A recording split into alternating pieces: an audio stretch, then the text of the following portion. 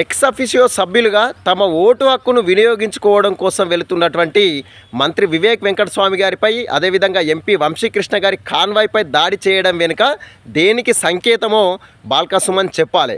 కావాలనే నీ ప్లాన్లో భాగంగా అధికారులపై తిరుగుబాటం, మంత్రి వివేక్ కాన్వాయ్పై రాళ్ల దాడి చేయడం నిజం కాదా?